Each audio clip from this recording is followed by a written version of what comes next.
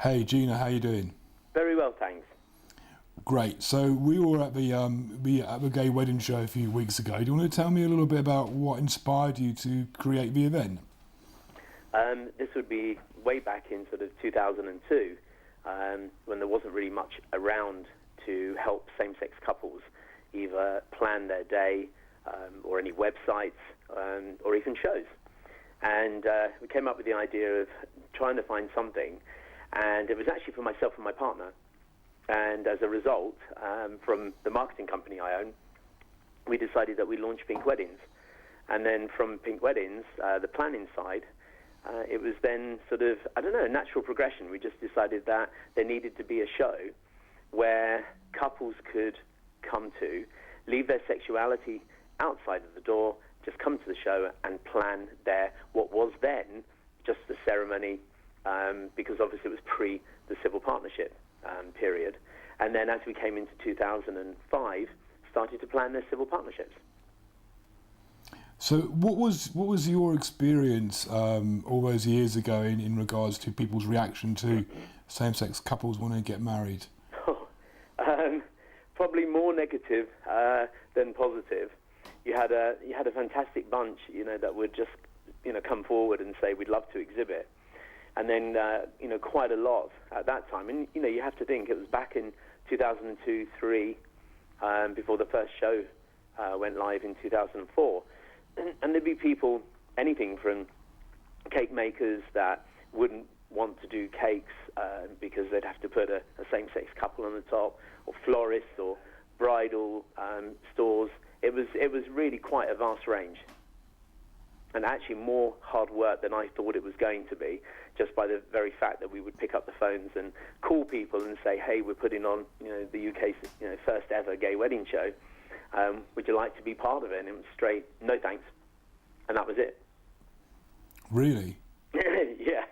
It was kind of a sort of weird moment. For the first few months, it sort of hit me quite hard, because I didn't, expect a massive amount of no's, but it was just no's and aggression.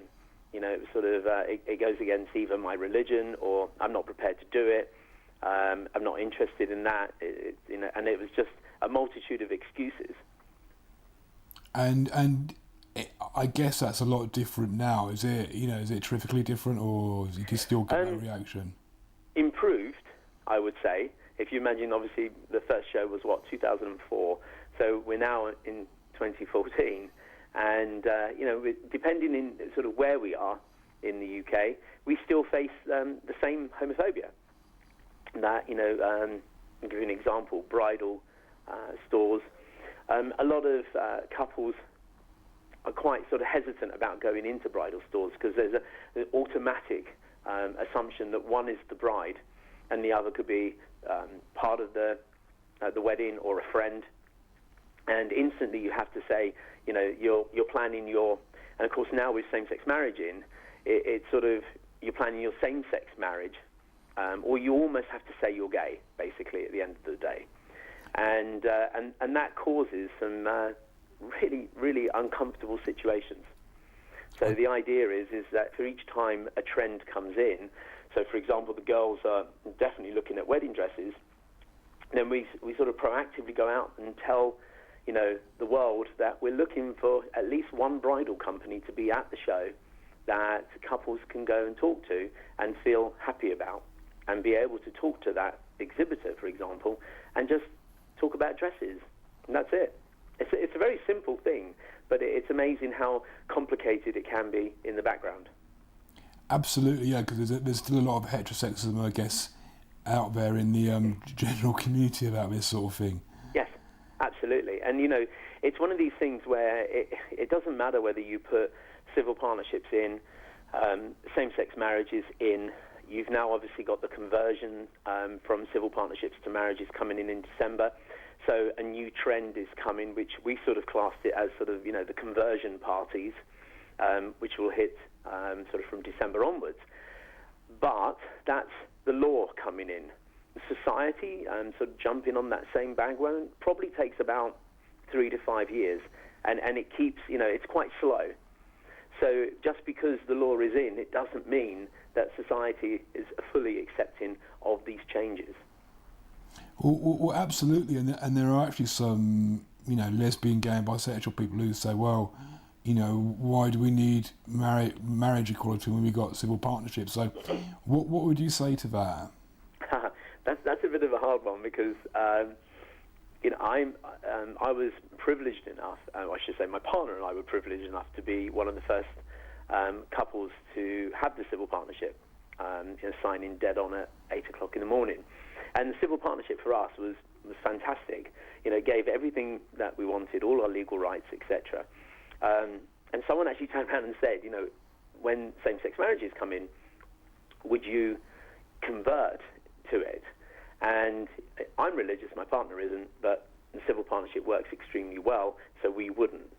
But I can understand that even though sort of the bare crux of how much there is, I suppose, out there that's different between a civil partnership and a same-sex marriage, not that much, but the wording that a lot of couples would go for marriage, and purely based on the word marriage. So they're getting married, and there was a time when a lot of couples saw civil partnerships as second class, not full equality. However, civil partnerships gave you legal rights. It gave you the opportunity to be able to secure your home together. And if a partner dies, you'll be able to arrange your partner's funeral and not be cut out of all of that. So that was a tremendous move forward with civil partnerships. But I think now the marriage concept is in. Couples will go for that. But it's where the couples don't want anything that's associated to marriage, or if sometimes you get that impression marriage equals religion, then they'll go for civil partnerships. And that's sort of a weird, twisted part of my campaigning, where now I'm sort of campaigning for civil partnerships for opposite-sex couples, because they should have the rights to that as well. Yeah, I was going to ask you about that. You were very prominent behind the civil partnership drive. So do you want to tell me a little bit about your involvement with that?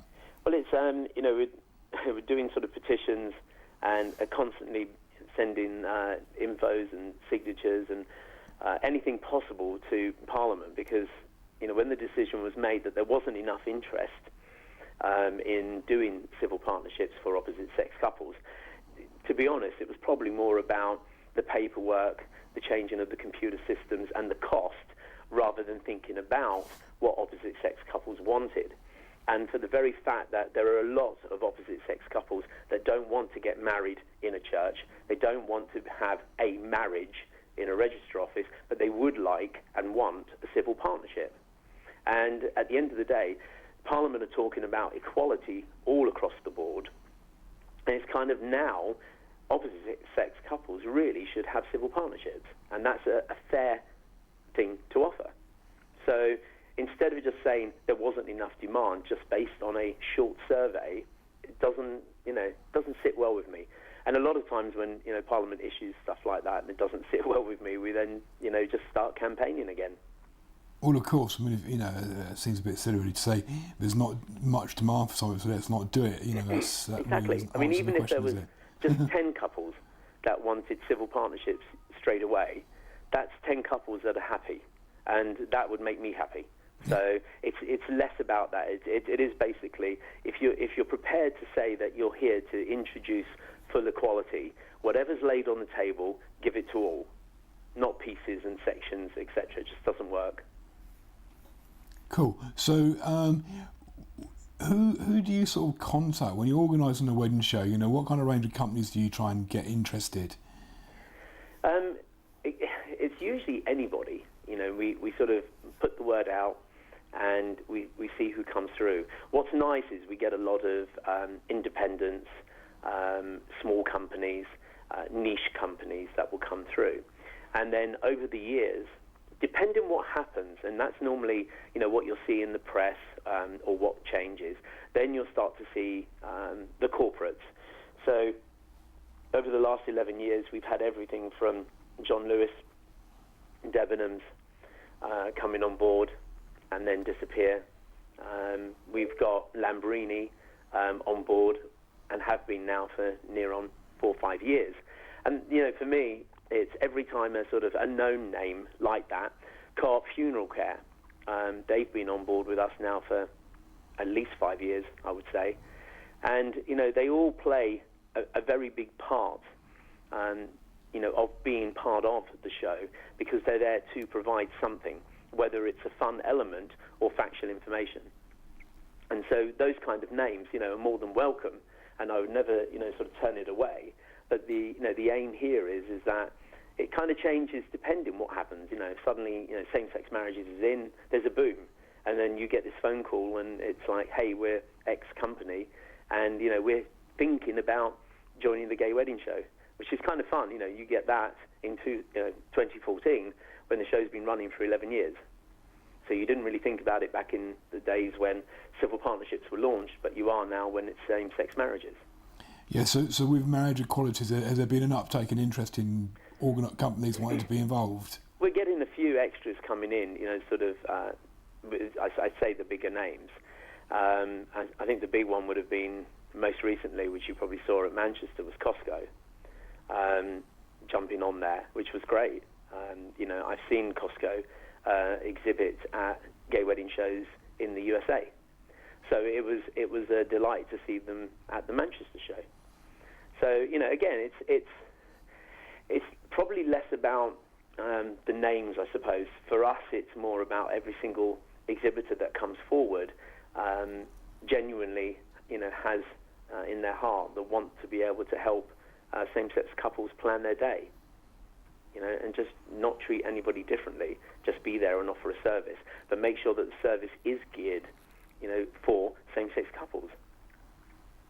I mean, that's really good. We were talking to people, and it's amazing just how much planning goes into organising a wedding. So it's very important that people have the opportunity to sample different companies and find out more about them. Exactly, and with ideas, and we've come up with ideas. We always come up with little concepts, and so do they. But when a couple of them, which are fun, was a few photographers were. Well, that's fine. I can I can arrange to come there to your wedding.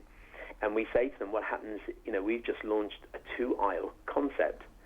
So, suddenly you'll have one half will go off to the left, maybe with, the mum or the dad, and then the other one goes off. You then have to think about 2 aisles. So the photographer then goes, oh, yeah, okay, that's really unusual.